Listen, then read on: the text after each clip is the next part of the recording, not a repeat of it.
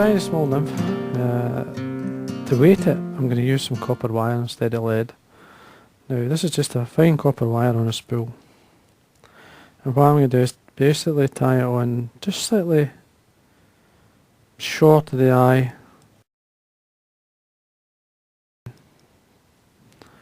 Just using the waist pieces to guide the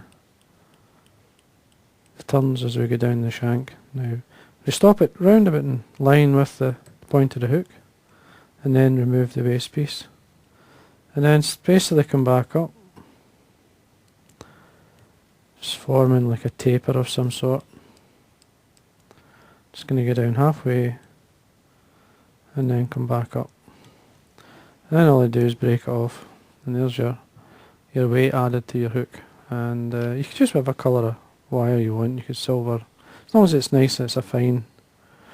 Now to make it this a wee bit more robust, you can either varnish over it, or what I'm going to do is just put some UV resin on it. So we drop round the top end, and then using my dubbing needle I'm just going to turn the vise and spread it. Try and get it to form a shapes, or keep the shape that you're wanting. This basically seals it up.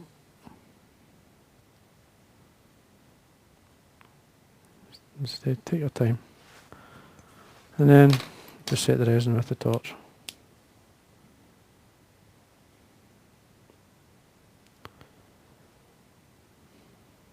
Now if you're using lead, you can do exactly the same. Just put your lead body down, or your tape, or whatever you're using, and then some varnish or whatever over the top of it. Now for the thread, I'm just going to use the light Cahill. Use a colour of the thread that basically is going to enhance the nymph, whether it be medium or dark olive or even brown. So in this case I'm having the yellow side. Just start the thread at the eye, and then just build your thread up onto the copper, and then to the back of the hook. Just remove the waist piece. Now I'm just slightly on the bend there. Now for the tail, I'm just going to use some grey Coq-de-Leon. This is a whiting feather. It's from one of the capes I've got.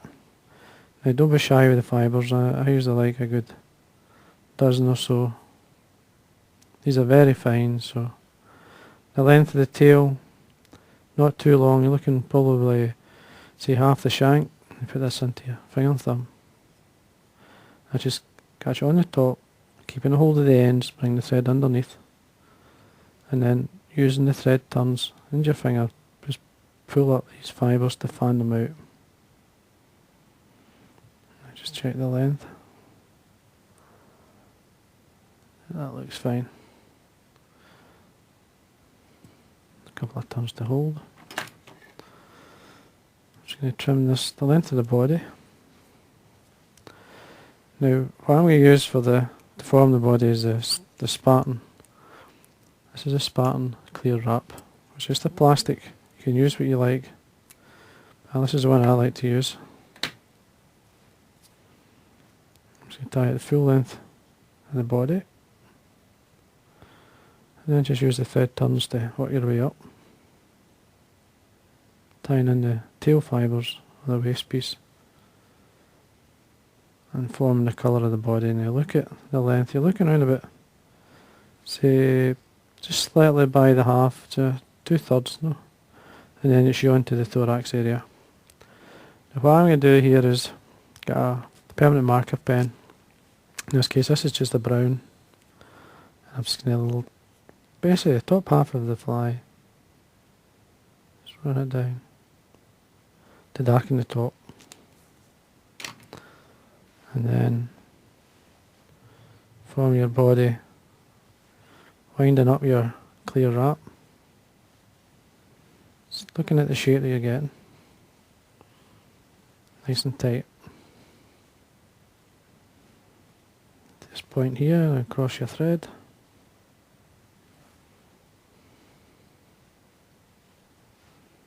Just take your time. Just put a bit of wax on the thread.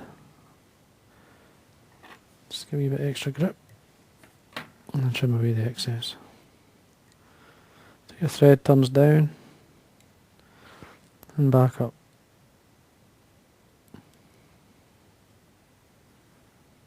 Looks okay.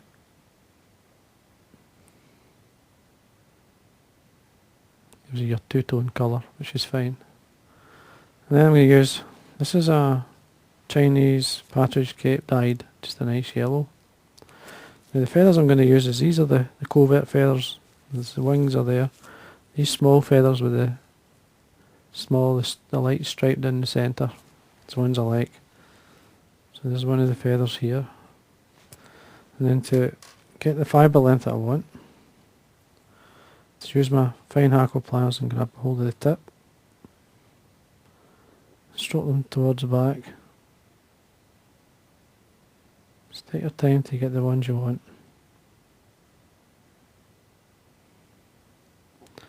Looks about right. Now you're tying this on top. So basically what I'm going to do here is just catch this on the top with the underside of the feather facing up. Just make sure it's tied in.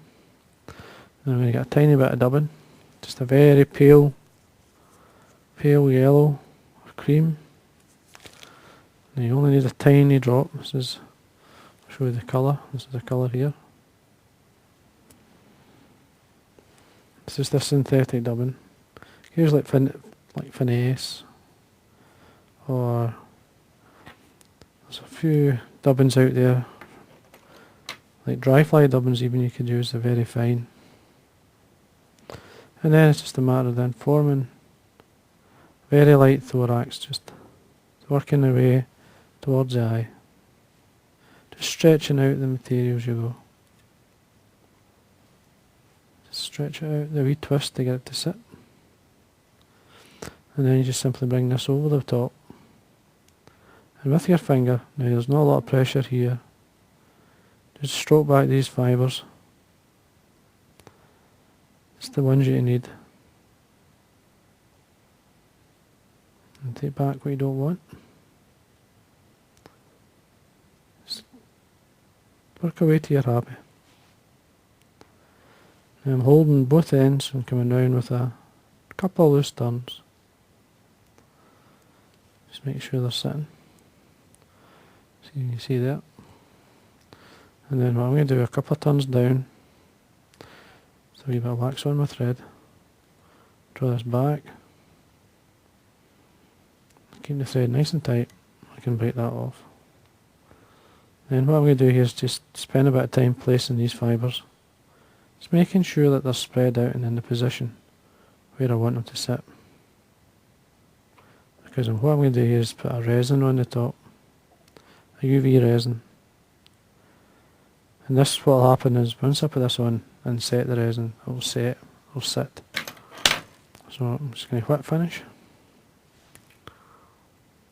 2, 3.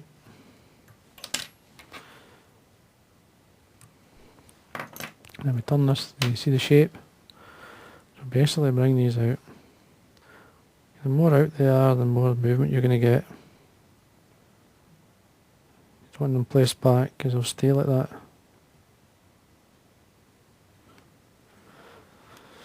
Got the resin. Get it started. Just a very light coat. Take your time at this point. Right onto the head.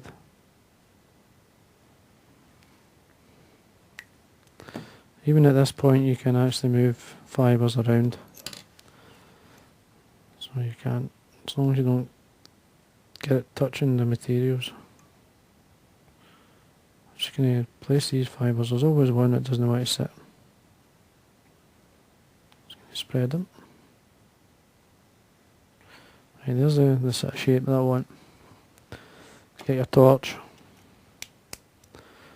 and then set the resin. And you'll find that they'll stay like that.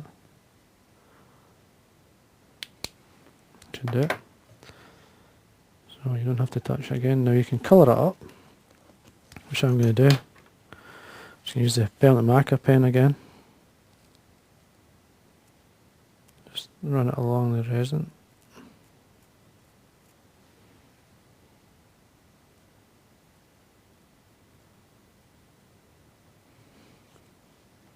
Just take your time, get the shape that you want, or the colour anyway. So again, come back in with the resin. There's a wee hair in there, I'm just going to peel it out.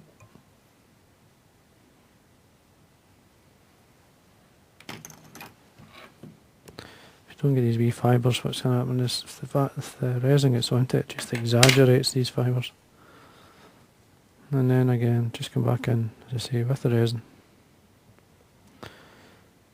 The light works really well when you use the resin like this. Nice shape, build a taper into it. Just a wee quick look.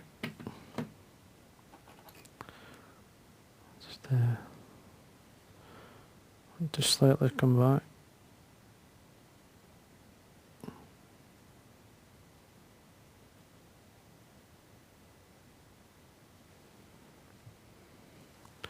Keep checking every so often how it's sitting.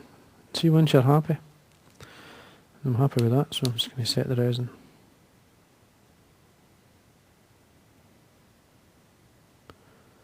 There we go. Nice wee nymph. And finish it off. I'm just going to use a very fine varnish. I always like to put a varnish onto the resin just to keep the colour, keeps it nice.